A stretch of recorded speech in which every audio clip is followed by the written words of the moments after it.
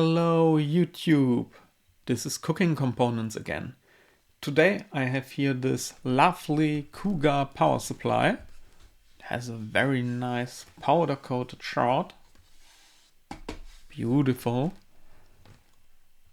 It is a good power supply. At least it was a good power supply for me. Till it actually failed. I think it's not that young, so it had years working in my computer. I really don't know from when this is. Perhaps we'll find a hint later. I don't know.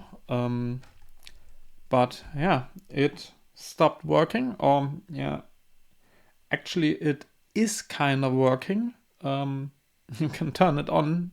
The computer runs for a couple of seconds and then it just turns off. Yeah, at least when 10 seconds are enough to power up your computer, do your stuff and shut it down again, then yeah, it's working great, but no, it's not working. So I think the best would be to just hook it up and try to find out what's wrong. I think I have a hint because yeah, I was curiously tinkering around with it a little bit before. So the QC marking is gone. Sorry, couldn't resist. So I might know or I know in which region I need to start searching, but that doesn't mean I know how to fix it, and it doesn't mean I know where the issue is. I only got a hint. So let me hook this up and we'll find out.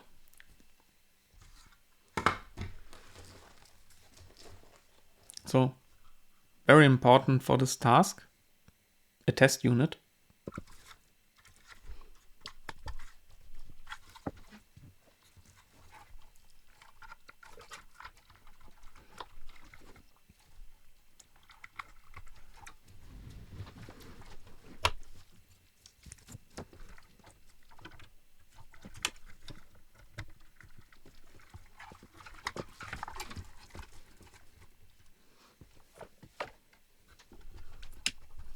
So let me just turn it on. So you see it turns on. Voltages are reading good. And let me try to find the hotspot. And there it is. It's already at 30 degrees, but I can't really see it through the fan and the fan grill. So let's try to find it from... Ooh. It's like a sun shining out of the case. So, wow. That is already quite hot. So it's at 85 degrees C around that. So cable is in the way. So you see this power supply isn't loaded at the moment. It's only loaded by a little bit of this measurement device.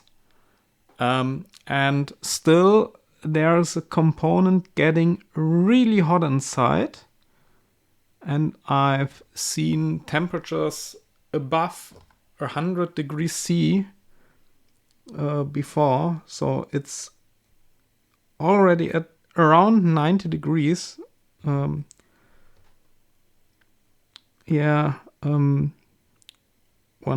don't know if the camera is seeing it correctly because there's a mesh in the way. So I think I'll not wait till it shuts down because that might take very long now because it's not loaded.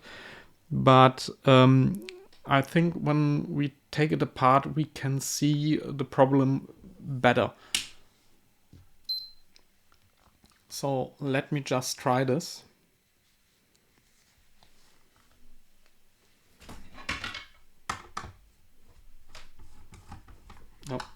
should unplug the power. I don't want to grill myself today. Even if this channel is called Cooking Components, I want to grill components, not myself. I know you would like to see me grill.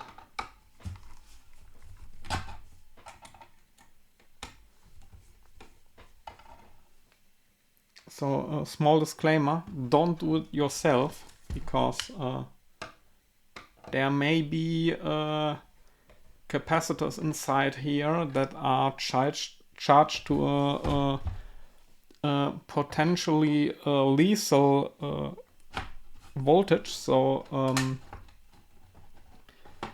really only do this if you know exactly what you're doing, and try to avoid this capacitor. And best would be to discharge it and to check if it's really discharged. But for now, I want to see, I want to use it. So we won't discharge it at the moment. So I'll try to jam the cable tie in there carefully, because there is this plastic, and this plastic hides the component that's getting hot. So I'll try to pull it a little bit back with this cable tie that I just jammed behind this connector. Oh, I think I jammed it on the wrong side. So I hope this works. Yeah, I can see the component. So let me just connect. Yeah, that's the input capacitor on the small PCB that just pulled a little bit of current and made noises that frightened the heck out of me. And it is connected even that this switch is off. So the capacitor on this board in front of this panel is always connected. Be careful. And the contacts you see down there are connected too, so don't touch them, especially when you have this cable inserted. So let me just start the recording again from the thermal imaging camera. So you can see the area down there is warm, but the metal of the capacitor is reflecting the screen, which is warm. So it looks like this capacitor is warm when you are looking on the shiny surface, but it's actually not warm. You see the transformer is a little bit warm because that generated a little bit of losses and got warm. But in the corner down there, there's a component that gets very hot very fast. And I think that's the reason why this power supply doesn't work correctly. So let me turn it on again.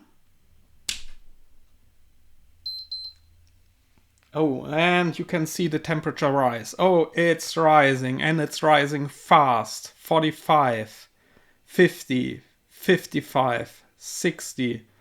Man, that thing is getting toasty. Whoa. You see, and that's the reason this power supply failed. Or maybe it's not the reason, but it's showing us at least a hint where the reason is. And yeah, we are close to getting to 100 degrees centigrade. So I don't know if it will shut down any second now, but I will shut it down now because I don't want to risk further damage. Yeah, so it now works in quote marks. Yeah, you see The transformer is not that hot. Is a little bit warm, but that component is hot. No, so the power supply is kind of working, but when you load it with a computer, then it's not working. Trust me, I tried it. This is a modular power supply, and there is a PCB on the back, and this PCB is in the way, and it has wires connected from this PCB to the main PCB of the power supply. So to get this out, we need to get the back panel out. And there are no screws, but when you look closely, there are posts that are screwed to the back. So it seems that we need to get this sticker off the casing, and I think that's not fun, is it? And the other thing, maybe when we get this off, is it in a condition that we can stick it on again? So I doubt that. So yeah, there are two ways. We get the sticker off. We screw this from this side off. When we get this plastic shield out of the way, it might be possible to reach the screw here and here, but not the screws that might be down there. Yeah, I see them. So I think that's not an option. The other option would be to find the screws and cut a small hole in the sticker to get the screw out. Oh man, I don't like any of these options. Yeah, but I think that are our only options to go in from back here. So can I find the screw? It must be in this region.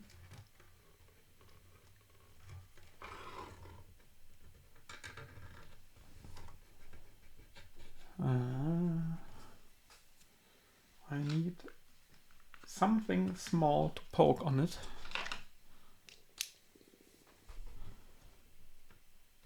Oh, did I find it? Yeah, and this might be it. Oh, no, this might be it.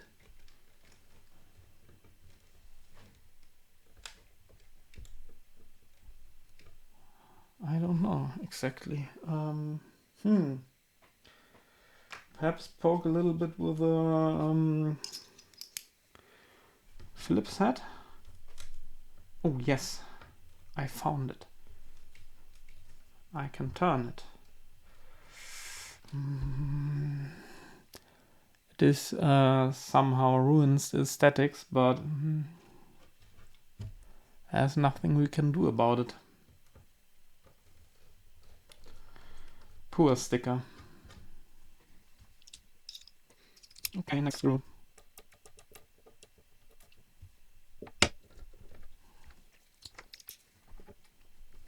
Hit. Nice. So where should this be? Somewhere there, and then this comes down here. Okay.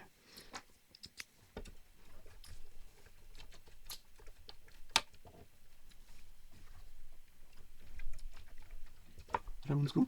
No. Okay. Let's see how this is off. Maybe. Okay, this looks alright. Getting off the stick would have been a good choice. So there's only one slight problem I have at the moment. I still don't know if the capacitor is discharged, and I don't know if there's a screw in the middle down here. somewhere.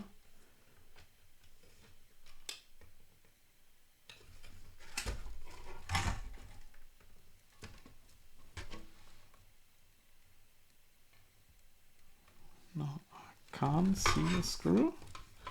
I can only see a small transformer, which is in the way. Yeah.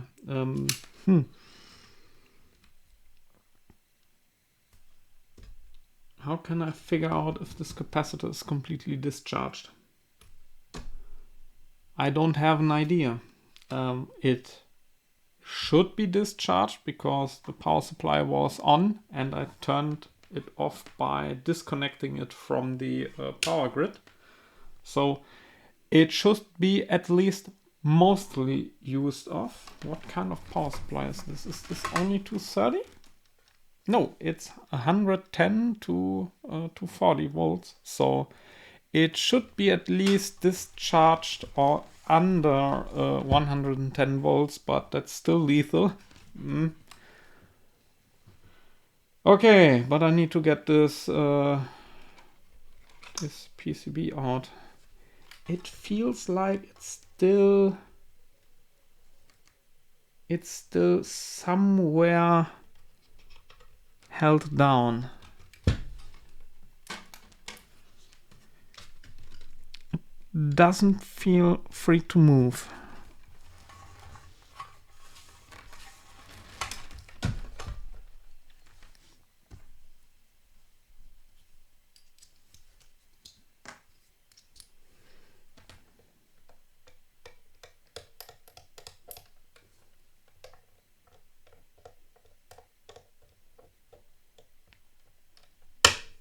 Yeah, there might be a screw.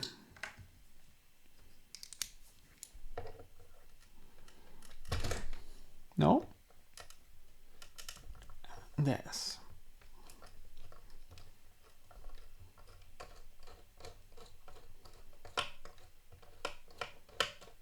Okay, that looks better. That feels better. So I think I need to cut the foil around the screws so the screws can fall through. I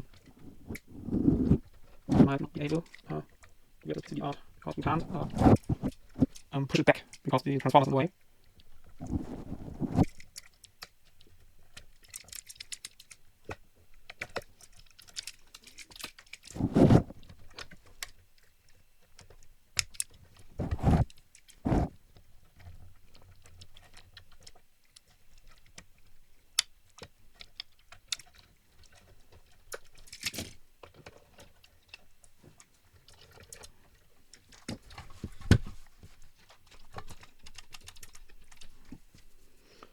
Okay, I'll just remove the screws that hold the main PCB in, so I might be able to move the main PCB a little bit back.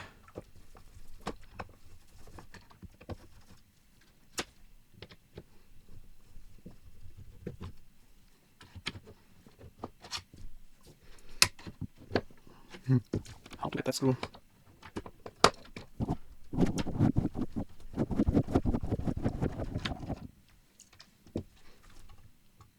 Some other screws left. And one. There is some screw left. Somewhere in this region there must be a screw. No. It's not a screw. It's a plastic post. So I don't know if you can see this.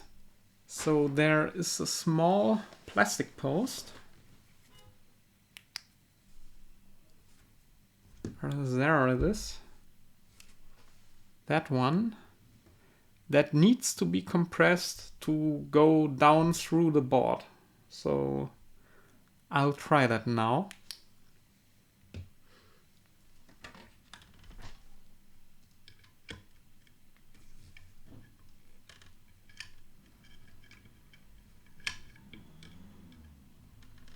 Or is it? It feels so freely moving. Wait a sec. So it's obviously flexing around this point.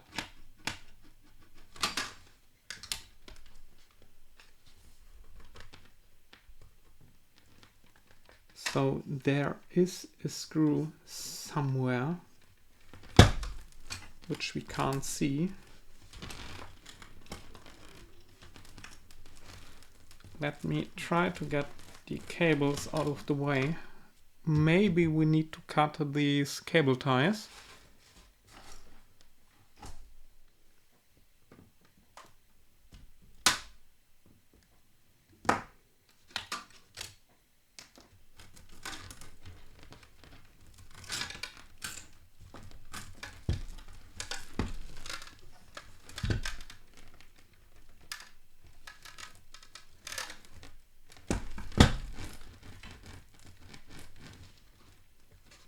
I don't get it. Oh, did they? No, please, no. No. No, they didn't. I feel a screw.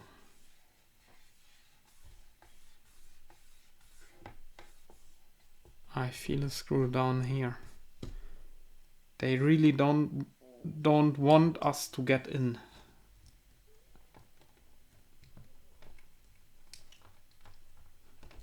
I can't even poke that. Is there really a screw? Yeah, I got it. So they really put a screw down their logo. Yeah, I hit the Cougar. Bam!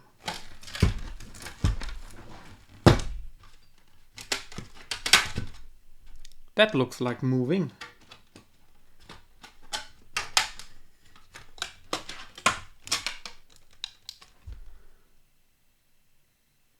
Yeah, there's this PCB. There's the main PCB. There's some plastic for our protection. Okay, at least we got it open.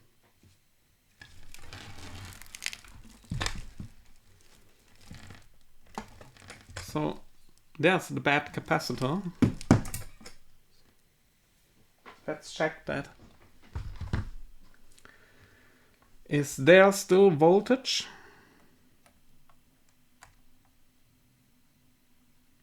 There's not. Ooh. It discharged. Beautiful. That's how it should be. So to check again, or to do another check, because it could be that I don't have good connection. I'll turn my multimeter to the ohms range.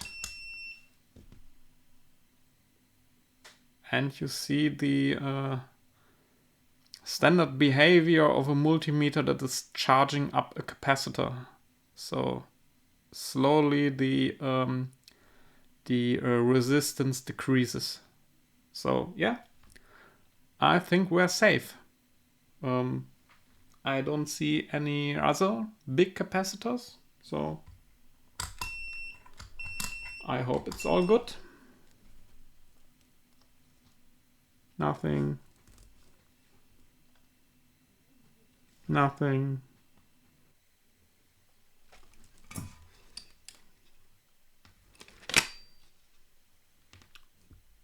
Okay, so the only other capacitor that might have a greater charge is here. There is a 50 volt capacitor. Can you see that? So on these connections, but also this capacitor is discharged. So yeah, we might be safe.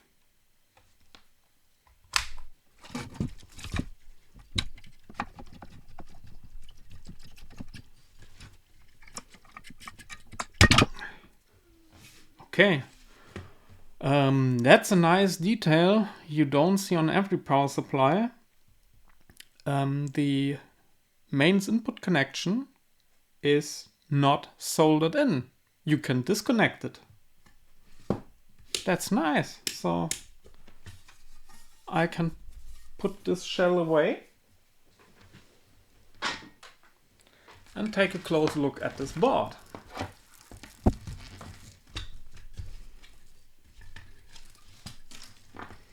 Okay, so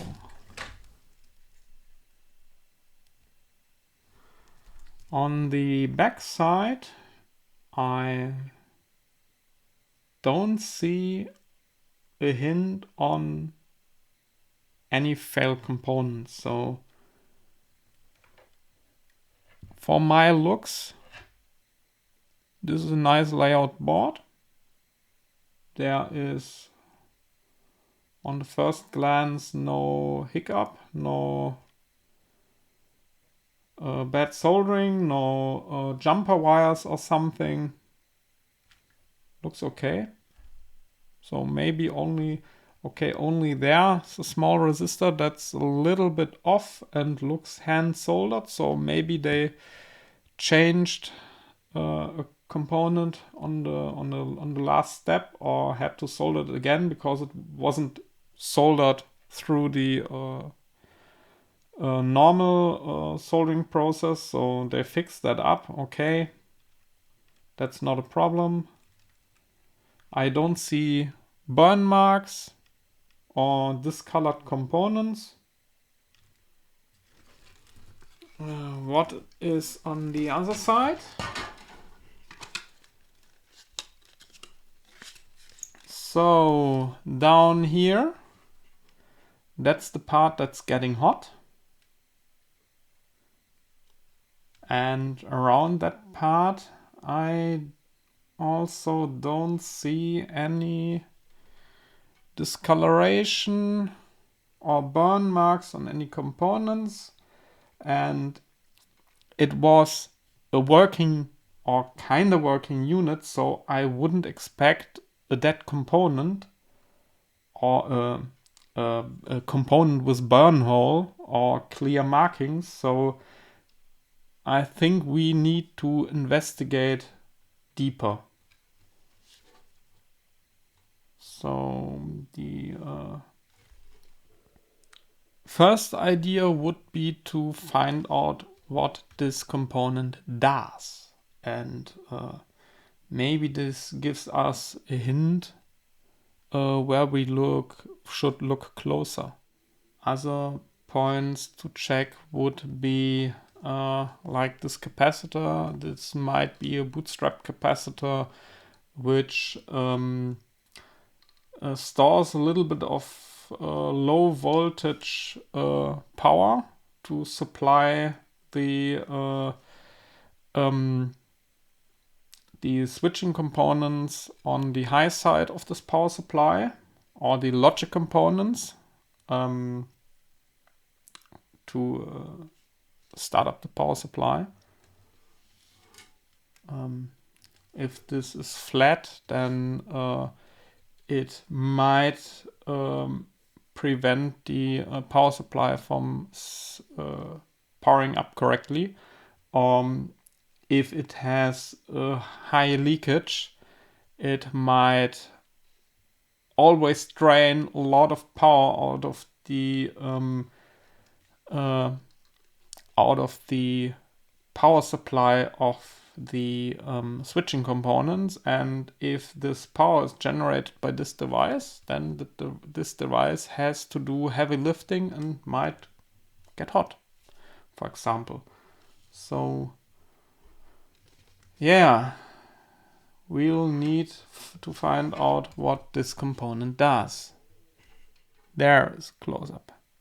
And it's upside down, so all the electrons are gonna fall out. Let me just try to explain this power supply to you. This power supply consists of three main sections. The PFC and PWM control, which is controlled by this IC on this upright standing board. The standby power supply, which is always on and contains the IC we suspect is bad because it's getting very hot. And the control board, which is upright too, and checks if the voltages of the power supply are on spec, if no rail has overcurrent, if the temperature is good, and also if the power supply should be turned on or should be turned fully on, because this is controlled by the computer's main board with a couple of signals that are going over this ATX connector. So one signal is the 5-volt standby supply, which feeds the computer's mainboard directly. Then there is a signal to turn the power supply on, which is coming from the mainboard going to this control board. And then when the power supply is fully turned on and everything is in spec, the controller sends a signal back to the mainboard to tell it that power is good. And it can start working now. So that's that so far. One thing to mention is that the big part of this power supply, the PWM PFC controller, is only generating 12 volt supply. It is not generating the other voltages like 3.3 volt and 5 volt. I think it's somehow also generating the minus 12 volt rail, but I didn't find out how it works. So the other two voltages, so the 3.3 volt and the 5 volt, are generated on the side of this piece of this power supply. So there are these two daughter boards. This one is for the 5 volt supply and this one is for the 3.3 volt supply, and they just take their power from the main 12 volt supply. So this is only a 12 volt supply. You have only 12 volts, so that's the only thing you can generate your 5 and 3.3 volt from. The other thing I noticed is that there are two rails coming from one transformer. This transformer has only one 12 volt output, but I think they just split the rectification on two rails. So these are synchronous rectifiers. They are working with MOSFETs instead of diodes, but yeah, it's a little bit special because it has lower losses, but that's all. So after the synchronous rectifiers, there are two big chokes, one for each line, and these are to smooth the power out after rectification. And after that, there are a couple of capacitors to smoothen it further. And what I will try to show you is that there are different 12 volt power rails on this power supply, and also there are the 3.3 and the 5 volt rail, and on every rail there is a small choke, a really small choke between these wires. I'll try to show you that. I hope I can find it. I might need a flashlight. Okay, so down there, beneath these cables, are small chokes. These are used for further smooth. Oh, there's one outside. Nice. So these types of chokes, and they are not only used for EMI protection or for, you could say, further smoothing the signal, but I think they are also used as a current shunt. So the power supply measures the voltage before and after that choke. And if the voltage drops gets too high, the power supply shuts itself off for protection. So I think it uses these small chokes for the current measurement. So I think I should say something about the power flow in this power supply. You go in here with your mains power. Here's your main switch. Then there are a couple of capacitors, I think for EMI protection.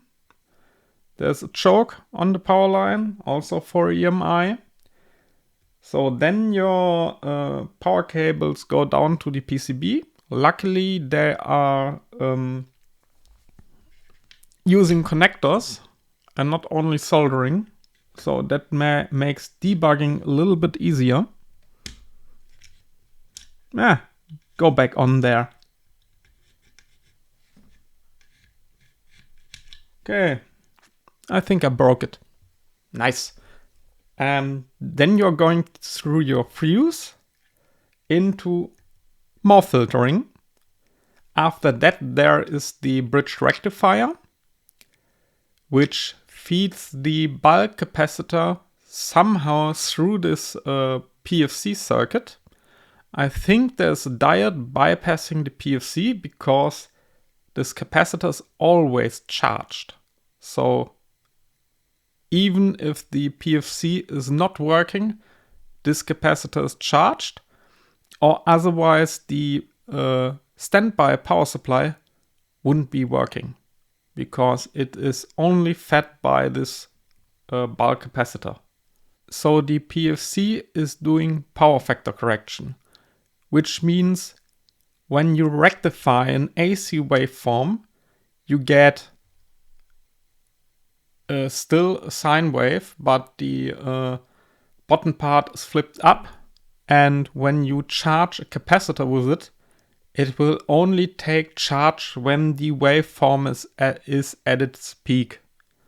And that is not good for our main supply. So we use an active PFC, which is trying to up the voltage from the rectified mains input so that the capacitor always sees a high voltage and can always charge. So we are always pulling current from the main supply, which makes it a lot easier to digest for the main supply to have a lot of these electronic power supplies on the net. Let me just look a little bit in the details on the PFC PWM controller. That's the IC down here. And I found its data sheet. It's very interesting, but most interesting are these 2 pages with schematics. So the application circuit current mode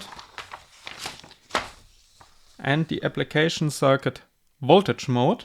And I think the application circuit voltage mode is the one used on this power supply.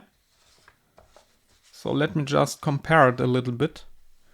We have here at the output an optocoupler which gives feedback to the controller IC, and a voltage reference which is used to control the optocoupler.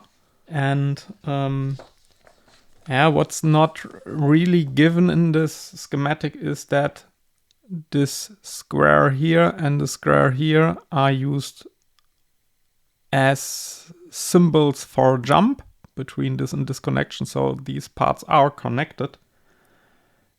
But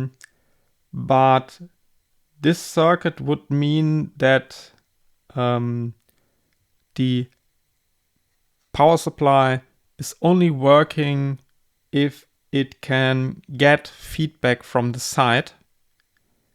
And I think the manufacturer designed it in another way so that the signal is inverted, because otherwise it would mean that if the 5-volt standby supply breaks, the power supply would be fully turned on, and that's clearly not what's happening. So let me just go through this circuit again. We have input filtering, rectification. Then we have this circuit here. So there's an inductor and a diode, and that's charging up the bulk capacitor. So this is a boost converter, but it's designed in a way that when this circuit is turned off, current still can flow from the input to the bulk capacitor. So the bulk capacitor is at least charged to the rectified AC voltage. But if this circuit turns on, then it can use this inductor and this diode in combination with these two switching transistors to perform a boost conversion, so that the voltage from the input, which is low because we are on a low cycle of the sine wave, it can still be boosted up to the full voltage so that the bulk capacitor can still be charged, and there's no break in charging the bulk capacitor like it would be without PFC. Then also there's the voltage conversion in PWM mode, and that is done with this big transformer here and a big switching transistor or a couple of switching transistors, which are here.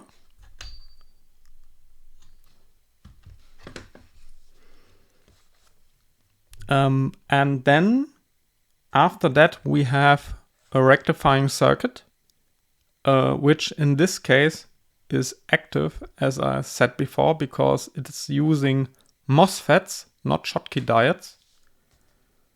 And again, what I identified the circuit on is this feedback circuit, which uses a voltage reference and optocoupler. The other one only used the optocoupler, no voltage reference. So the voltage reference and the optocoupler are sitting down here. I don't know if you can see them. There's the optocoupler, and under it is the voltage reference.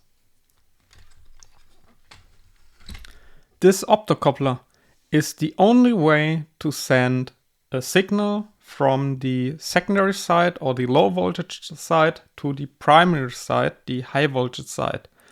And it is also used to turn the power supply on and off. So the control circuit somehow has control over the signal and can break it or make it. I didn't go in too deep, but that's in principle how it works. And that brings us to a 4-channel secondary monitoring IC. That's the one on this PCB, which is used to do all the logical functioning stuff from the power supply. It has a lot of voltage measurements, and it has a couple of digital IOs, like this power good signal, which is going back to the main board, this PS on signal, which is coming from the main board and telling the power supply to turn on. There's an input for over temperature protection, which is kind of a digital signal because they only use a reference voltage to compare it, and if the voltage fed into the signal is too high, power supply turns off. If it's too low, power supply turns on. And this output is the one that's telling the power supply IC or the PWM PFC controller, the one up here, to turn on or off. So this is somehow mixed with the optocoupler signal. For this IC to function, it needs a supply voltage, and that voltage is derived from the 5 volt standby. So if the 5 volt standby supply fails, then this IC wouldn't function anymore and wouldn't turn the power supply on or off. So if we want to find what's wrong with this power supply, I think our best guess is to check if the 5 volt standby turns off. And if this is not the case, then the next thing to check would be this IC. And here you can see the mentioned protection functions. So we have the main power supply here, which is giving us 5 volts, 3.3 volts, and two 12 volt rails. And you can see these resistors, which are in our case the small inductors. And these inductors have their own internal body resistance. And this control IC is just measuring the voltages before and after these inductors. The voltage after these inductors is also used for checking if the power supply voltages are in spec. And then the voltages before these inductors are used to calculate if the current that is flowing through these inductors is too high or not. In the case the currents are too high, the power supply would turn off. I think not immediately, because sometimes you have current spikes. That's not a huge issue. But if it's too high over a longer period of time, the power supply would be turned off. And also if the voltages are not in spec, if they are too high, for example. So here you can see the temperature sensing. So there's 5 volt coming from the standby supply, is going through this NTC to this over temperature pin, and also there is a resistor pulling this rail low, so it's a voltage divider. And if the negative temperature coefficient temperature sensor gets too hot, its resistance goes low and the voltage on this point is rising, and if it goes too high, the power supply is turned off too.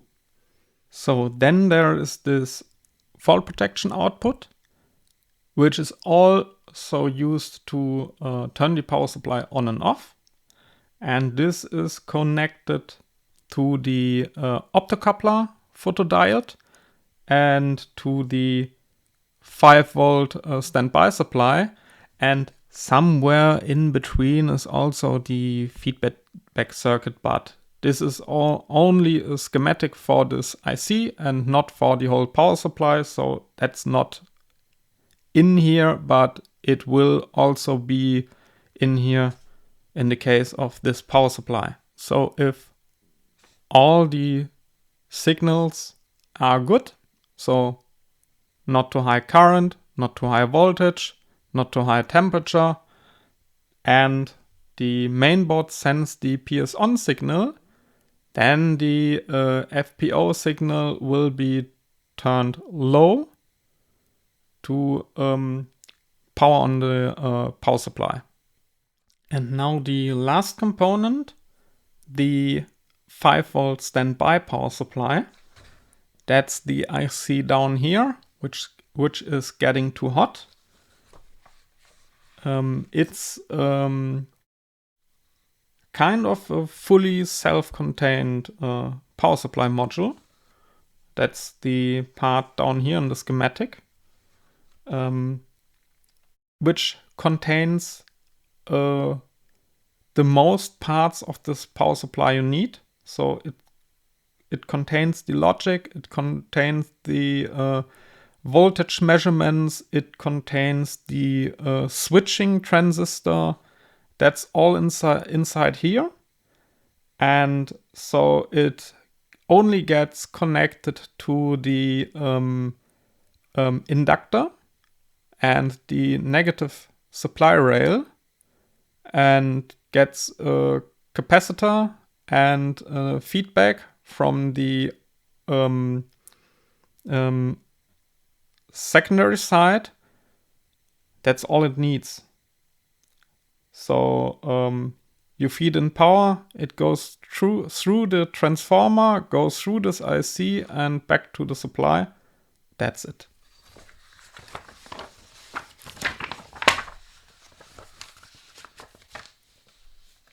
In reality, this schematic can be a little bit more complicated, but this part here, which is the input protection and the rectification and the bulk capacitors and filtering, that's already here. That's already part of this power supply, so that's nothing to worry about.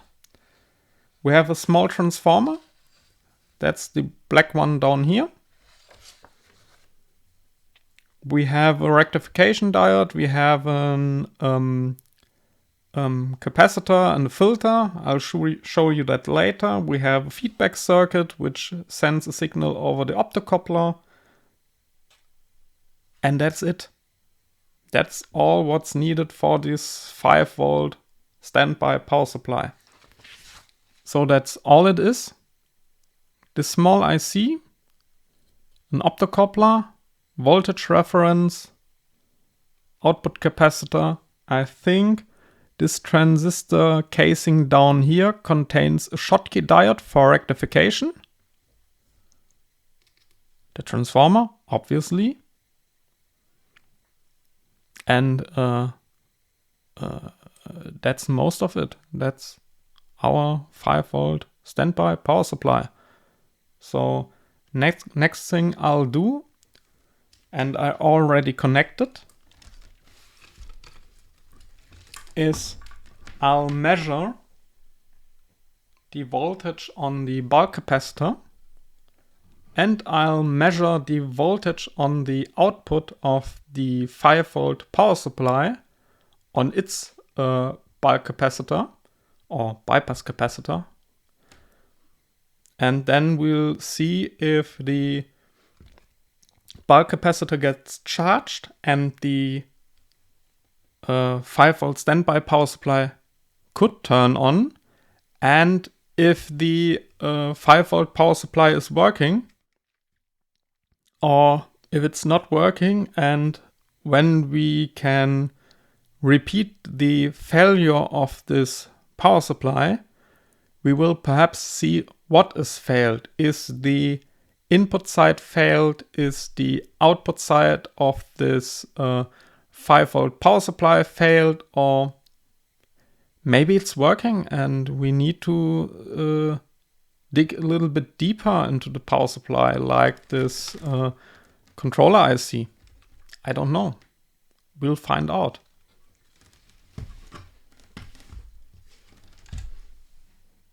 So I have here a quite complicated setup.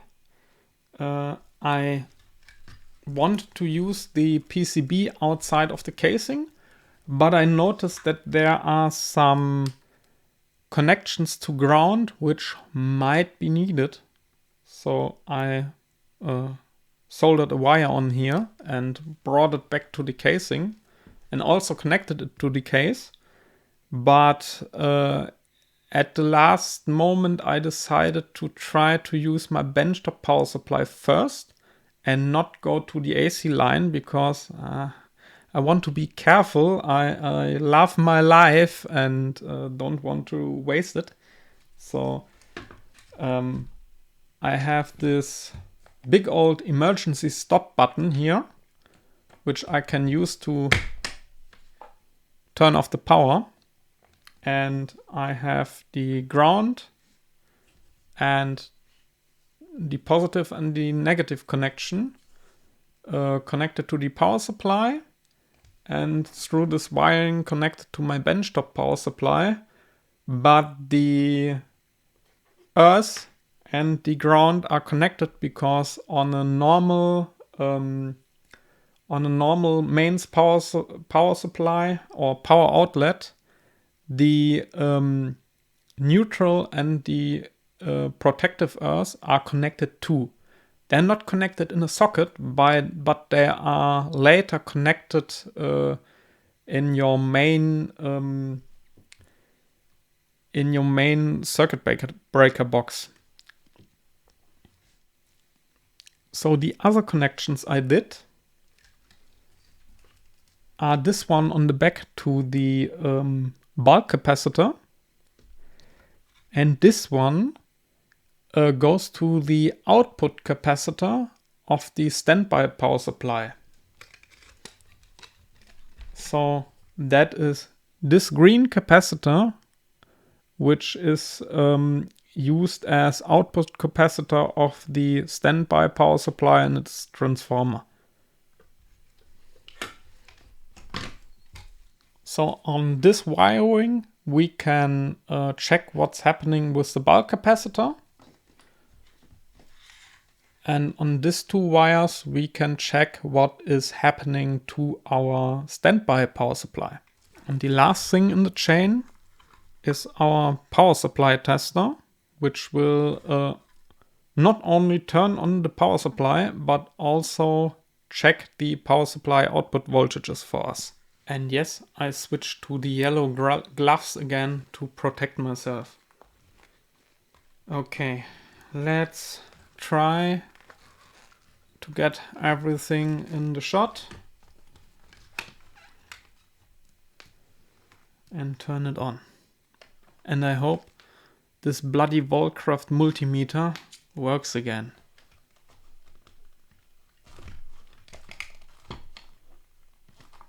So, what's not working? Oh, still a safety connection.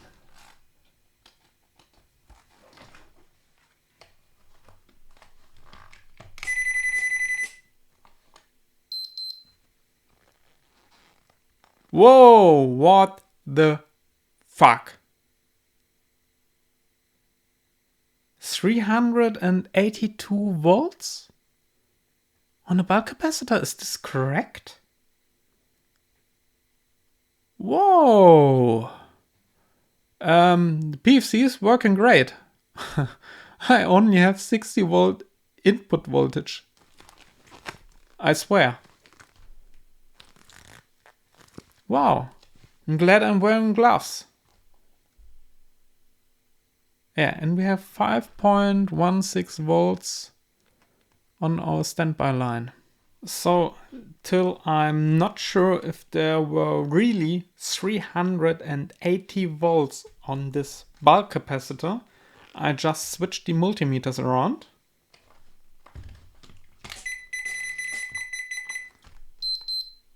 Yeah, and I know this bloody multimeter is a beeping crap of shit. I don't know what's broken with it. So it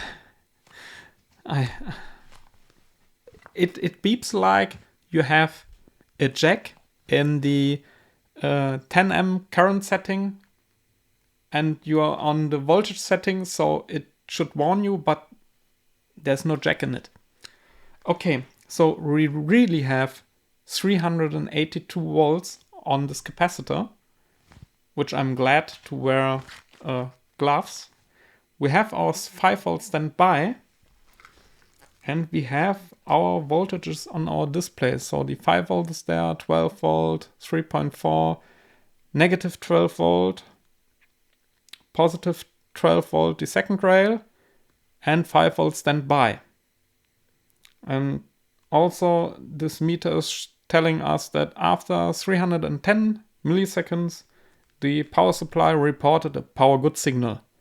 So that's within spec. And that's why this tester isn't beeping. And we have a dropout. So the bulk capacitor is still charged. I guess the voltage is falling because the PFC turned off. But the voltage is still high enough for our negative 5 volt rail to be theoretically working, but it seems it dropped out. So we only have 1 volt on our standby rail, which is clearly not enough. And it's rising. Okay. But the PFC is off, so the voltage will fall. And the multimeter died. Great. So the voltage will fall to the input voltage, so the 62 volts, as long as the power supply doesn't turn on again. So yeah, it turned back on. So this tells me that the standby power supply cooled down and turned on again. So this is still the overheating issue. And my multimeter died. Crap multimeter. Okay, let's get this to a safe state.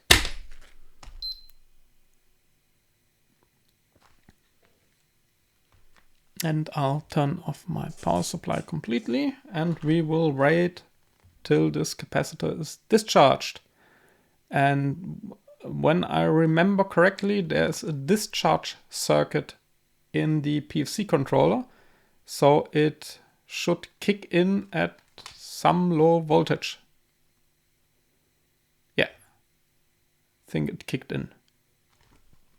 See how quickly that discharged at the end? So something there kicked in. And now it's in a safe state. I like that. So I reset everything and put the 4.5 ohms resistor in parallel with this multimeter on the 5 volt rail. So when we power this power supply up this time, the 5 volt standby will have at least 1 amp of current draw. So let's try this again. I'll need to pull this out. Yeah, don't scream that much. Okay. Power is there. It's working. It's still outputting 5 point something volts. And the IC is getting hot.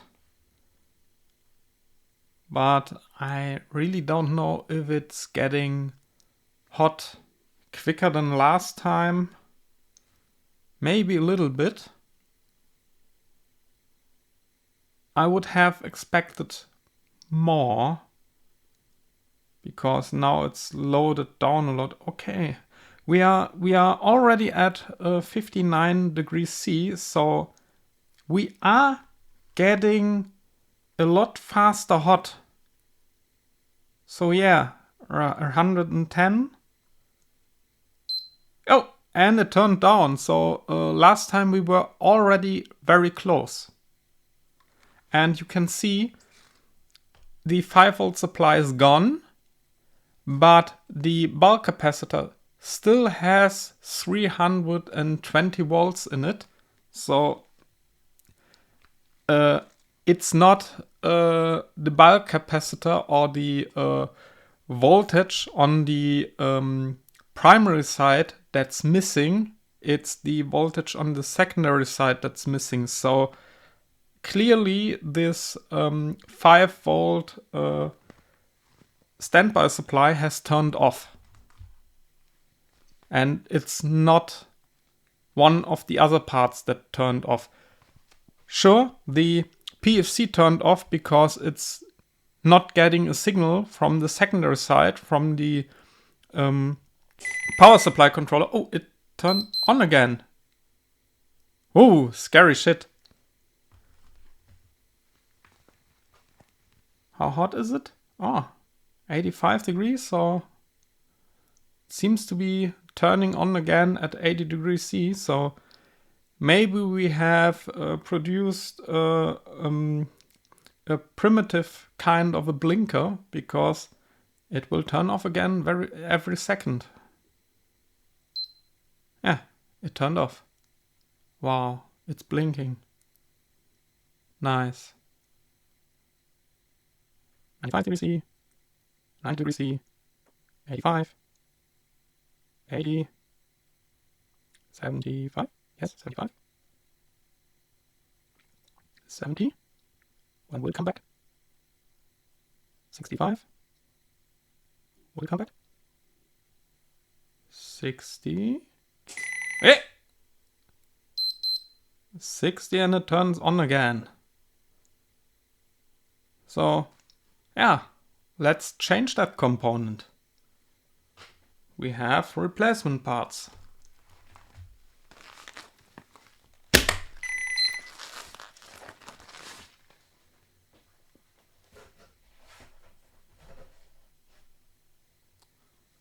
I should kill that buzzer. Let me try to suck this sucker away with a little bit of solder sucking solder wick and a big fat iron.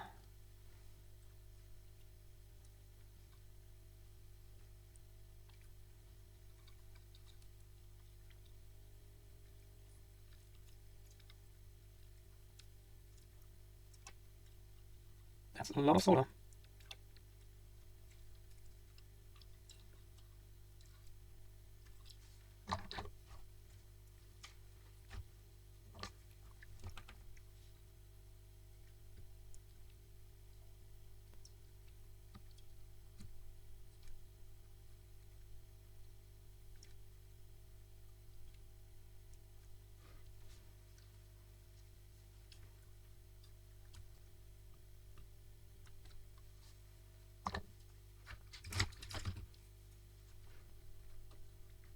That one's free to move, that one's free to move.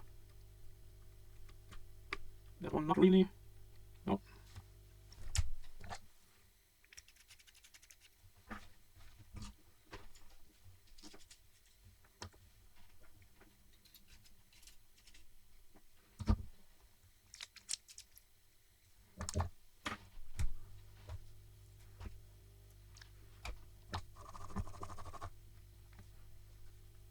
Perhaps this tip will do a better job.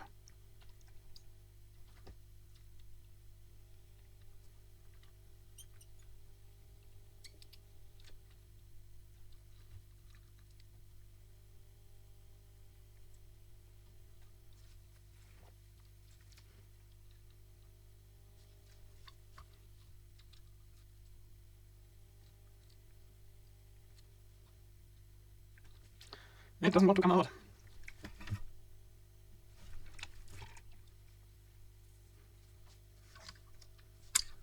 And there's still the brute force method.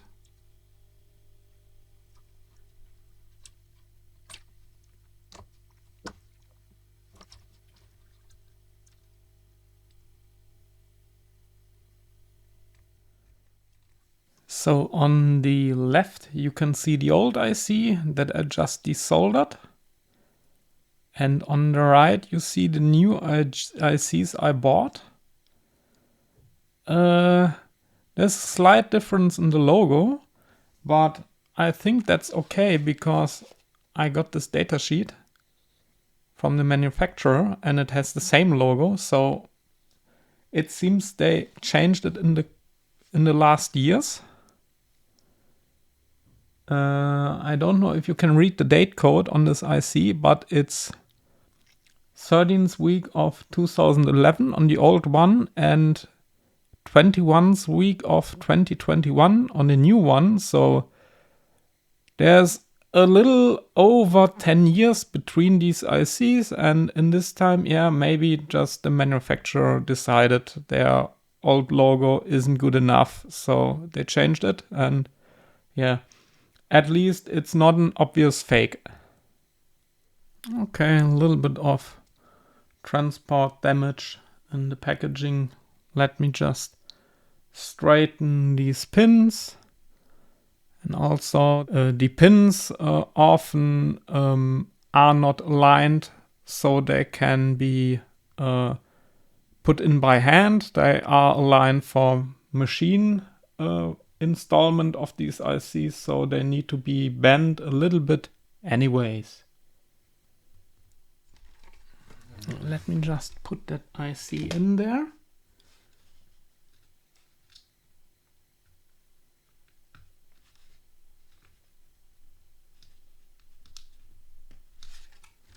Okay, it's in.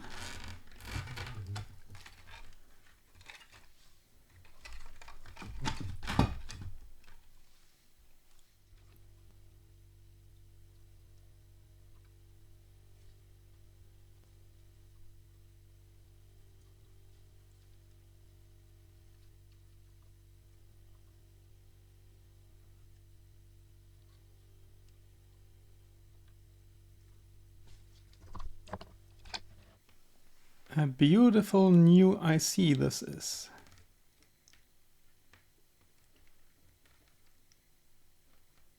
So I built up my test setup again, now with the new IC installed. So let's give it a try. Let's hope it doesn't blow up on us. Okay, 5 volts is there, 380 is there, voltages are there. Let's check for heat. What? What the? So I can see only heat on another component because the IC isn't getting that hot anymore. So it's not the hottest part in the circuit. Wow. It really looks like it was that IC that was yeah, not 100% broken, but it was at least degraded, and so it overheated and turned off. But now the hottest temperature is coming from, I can't see what component is down there, but I'm guessing it's a transistor. Maybe it's a voltage reference. And it won't show me the temperature on the, yeah, there's a temperature on the 5 volt standby supply IC we just changed. And it's keeping quite cool. 33 degrees C, that's not bad. And it's loaded, so there's the load resistor getting hot. It's at 28 degrees C, so yeah. It's dumping an amp, and that means at 5 volts it's dumping 5 watts of power.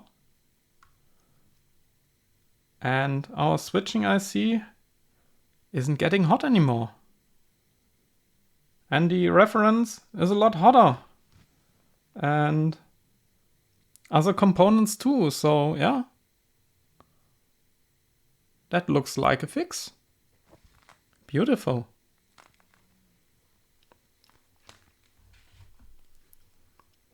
So, if you liked that video, please give it a thumbs up.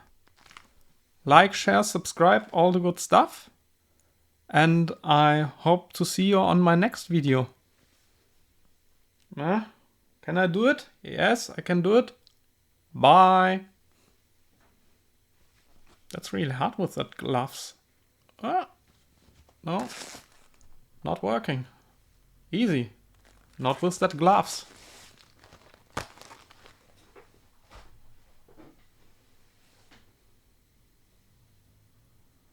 Pokey pokey.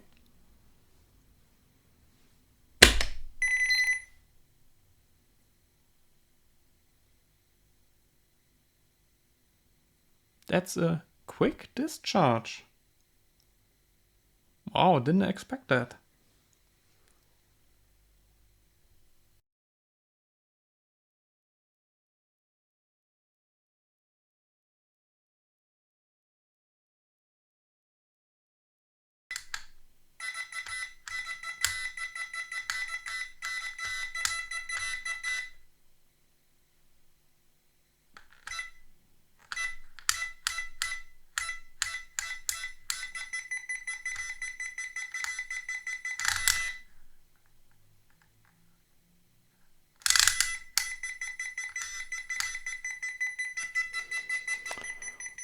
Fuck this.